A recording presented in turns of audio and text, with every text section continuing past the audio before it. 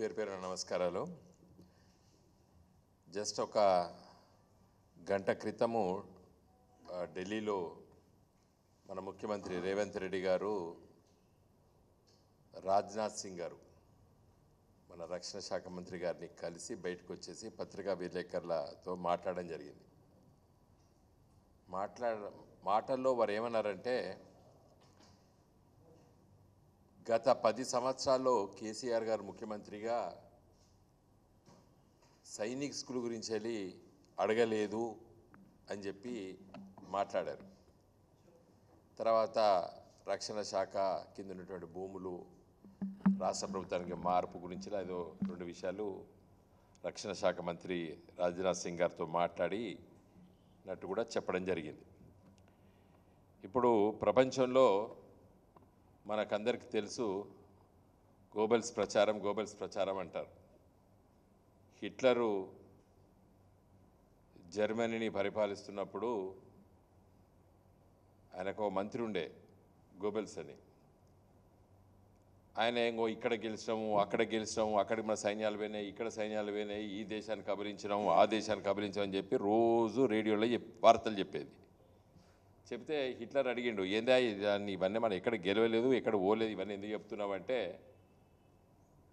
10 సార్లు అబద్ధం ఆడితే 100 సార్లు అబద్ధం ఆడితే నిజం అనుకుంటారు ప్రజలు, నీకు తెలియదు అని చెప్పి హిట్లర్నే దబాయిస్తాడు గోబెల్స్. ఆయనే సూత్రాన్ని పాటిస్తున్నాడు ఇప్పుడు రేవంత్ రెడ్డి గారు. ఇప్పుడు ముఖ్యమంత్రి స్థానంలో ఉన్నారు కదా రేవంత్ రెడ్డి గారు. మీరే ఒకసారి ఎక్కడో అన్నారు, ఈ వినోద్ కుమారు ఈ సైనిక్ స్కూల్ గురించి వెళ్ళి లేఖలు రాసిండు, ఆయన ముఖ్యమంత్రి పట్టించుకోకపోతే నేను బీకిండు అన్నట్టు ఏదో అట్లాంటి మాట ఏదో మాట్లాడు నా మీదనే. ఇవాళ అసలు కేసీఆర్ అడగలేదని అన్నారు. ఇప్పుడు ప్రభుత్వాలు, ముఖ్యమంత్రులు, మంత్రులు, ఎమ్మెల్యేలు, ఎంపీలు మారుతారు, కానీ ప్రభుత్వం అనేది ఎల్లప్పుడూ కొనసాగుతుంది. మీరు ముఖ్యమంత్రి కార్యాలయంలో ఉన్నాయి కదా కేసీఆర్ గారు రాసిన లేఖలు, 10ల సంఖ్యలో ఉన్నాయి. ఇలా సైనిక్ స్కూలు ఎందుకు రాలేదు అని క్షుణ్ణంగా మీరు దానిపైన శ్రద్ధ పెట్టి ఆలోచన చేయండి. నేను ఇదివరకు కూడా మాట్లాడినాను, మీరు ముఖ్యమంత్రి అయిన తర్వాత ఆ కామెంట్స్ మీద కూడా మాట్లాడి చెప్పినాను. మీ దృష్టికి తీసుకొస్తున్నారో తెలియదు మీ పిఆర్ఓలు. నేను చాలా స్పష్టంగా చెప్పిన అన్నాడు. ఎందుకంటే మా ప్రభుత్వం పోయి మీరు కొత్తగా అధికారంలోకి వచ్చారు, మీకు తెలవాలే, మీరు దాన్ని ఫాలోఅప్ చేయాలని చెప్పినాం, మంచి ఉద్దేశంతో చెప్పినాం మేము. ఇప్పుడు సైనిక్ స్కూలు సమైక్య ఆంధ్రప్రదేశ్లో కోర్కొండ స్కూల్ మొదటిది, తర్వాత పులివెందలో రాజశేఖర రెడ్డి గారిని అప్పుడు తెచ్చుకున్నాడు. కిరణ్ కుమార్ రెడ్డి గారు ముఖ్యమంత్రి ఉన్నప్పుడు ఆయన కాన్స్టిట్యూన్సీలో తెచ్చుకున్నాడు. ఉద్యమ కాలంలో ఇవన్నీ మేము మాట్లాడేది, ప్రతిరోజు మాట్లాడేది. 2014లో నేను ఎంపీ అయిన తర్వాత కడియం శ్రీయర్ గారు ఇప్పుడు మీ పార్టీలో జాయిన్ అయ్యాడు, మొన్న మా పార్టీలో గెలిచి మీ పార్టీలో జాయిన్ అయ్యారు. ఆయన వరంగల్ ఎంపీగా ఉండే. జితేందర్ రెడ్డి గారు మా ఫ్లోర్ లీడర్, మొన్న బీజేపీకి రాజీనామా చేసి మీ పార్టీలో జాయిన్ అయ్యారు. వారు మహబూబ్ నగర్ ఎంపీగా ఉండే. మేము అందరము, ఇంకా చాలామంది మా మిగతా మిత్రులు, సుమను, మిగతా మిత్రులు అందరం కలిసి, విశ్వేశ్వర రెడ్డి గారు, వీళ్ళందరం కలిసి తిరుగుదాం. శాంక్షన్ చేసినారు, వరంగల్లో పెట్టాలని చెప్పి ఆలోచన వచ్చింది. అప్పుడు మనోహర్ పారికర్ గారు ఉండే రక్షణ శాఖ మంత్రి.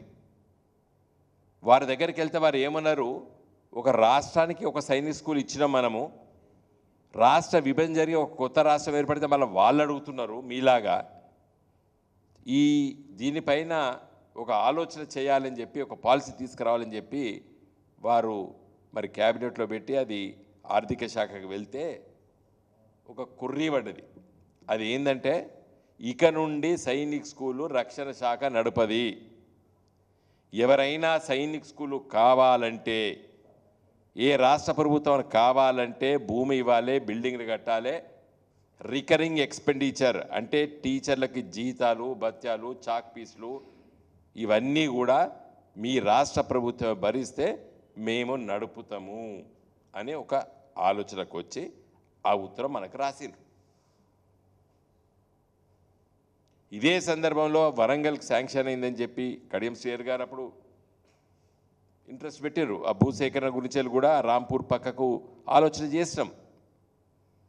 తర్వాత జితేందర్ రెడ్డి గారు ఎంపీ గారు, మహబూబ్ నగర్ ఎంపీ గారు వారు పట్టుబట్టి కేసీఆర్ గారితో ఇంకొక లేఖ రాపించుకున్నారు మహబూబ్ నగర్ కోసం. అరే మొదటిదే వస్తలేదు, ఇది రెండోది వస్తుందా అని ఆయన కూడా కేసీఆర్ గారు అన్నప్పుడు కూడా సంతకం పెట్టి రెండోది కూడా రాసినాం. జితేందర్ రెడ్డి గారు పట్టుబట్టిండ్రు, మేము కలిసి తిరిగినాం. తర్వాత అరుణ్ జైట్లీ గారు రక్షణ శాఖ మంత్రి అయినరు, వారు అనారోగ్యంగా ఉండే వారి దగ్గరికి పదుల సంఖ్యలో సార్లు తిరిగినాం. ఇప్పుడు రాష్ట్ర ప్రభుత్వము మీరు భూమి ఇచ్చి, బిల్డింగ్లు కట్టి, జీతభత్యాలు ఇచ్చి, రికరింగ్ ఎక్స్పెండిచర్ ఇచ్చి కొంత డిపాజిట్ చేస్తే మేము నడుపుతామని చెప్పి వాళ్ళ పాలసీ ఉంది. ఇంకొకటి ఏం చెప్పినారు, ఎవరైనా ప్రైవేట్ సెక్టార్లో కూడా రాష్ట్ర ప్రభుత్వం అవసరం లేదు. ఇప్పుడు సైనిక్ స్కూళ్ళకి ఎవరైనా ప్రైవేట్ సెక్టార్ కూడా ముందుకొచ్చి ఇంతకుముందు చెప్పిన విషయాలన్నీ జరిపితే మేము నడుపుతామని చెప్పి కూడా ఇలా రక్షణ శాఖ డిఫెన్స్ మినిస్ట్రీ చెప్తున్నది. ఇవి రెండు పాలసీస్ వచ్చినాయి ఇప్పుడు కొత్తగా. మా మీద నిందలేందంటే రేవంత్ రెడ్డి గారు, నువ్వు పోయినావు, కలిసినా, సైనిక్ స్కూల్ కోసం అడిగినామో, కొంచెం నీకేమైనా ఉదరభావం ఉంటే పోయిన ప్రభుత్వం కూడా కష్టపడ్డది, అది అక్కడ ఆగింది, దాన్ని కూడా కొనసాగిస్తున్నా చెప్పు. పోలా చెప్పకున్నా, ఇష్టం లేకున్నా నేను అడగొచ్చానని చెప్పాలి, కానీ కేసీఆర్ 10 ఏళ్ల కంచెలు అడగలేదు, నేను అడిగినాను ఎట్లా చెప్తావా రేవంత్ రెడ్డి గారు? అంటే అబద్ధాలు చెప్పి చెప్పి చెప్పి చెప్పి ప్రజల్ని మభ్య పెడదాం అనుకుంటున్నారా మీరు? ఉద్యోగాలు ఇయ్యలేదు, ఉద్యోగాలు ఇయ్యలేదు, ఉద్యోగాలు ఇయ్యలేదు అని చెప్పి నిరుద్యోగ యువకుల్ని రెచ్చగొట్టిర్రు, ఓట్లేదు దండుకున్నారు మీరు. మొన్న ఆ ప్రొఫెసర్ కోదండరామ్ గారు 1,60,000 ఉద్యోగాలు ఇచ్చి ఉద్యోగాలు పనిచేస్తున్నారు. ఇప్పుడు ఒక 30,000 ఉద్యోగాలు రిక్రూట్మెంట్ అయిన తర్వాత మొన్న మీరు ఎల్బీ స్టేడియంలో సర్టిఫికేట్లు ఇచ్చిర్రు.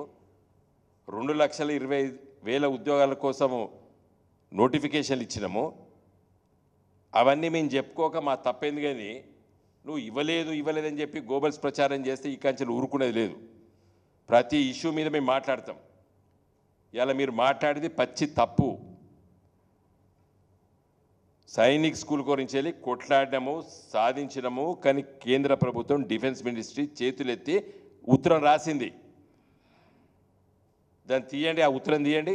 మీరు గిట్ట ఆ డబ్బులు రికరింగ్ ఎక్స్పెండిచర్ కడతామని, లేకపోతే టీచర్ భత్యాలు మేమే ఇస్తామని చెప్పి, స్కూల్ బిల్డింగ్ మేమే కట్టిస్తామని చెప్పి వాళ్ళకు దాన్ని ఏమన్నారు డిపాజిట్ అని, కాషన్ డిపాజిట్ అట్లాంటిది పేరు పెట్టిన దానికి, అది కూడా కడతామంటే చెప్పుర్రి.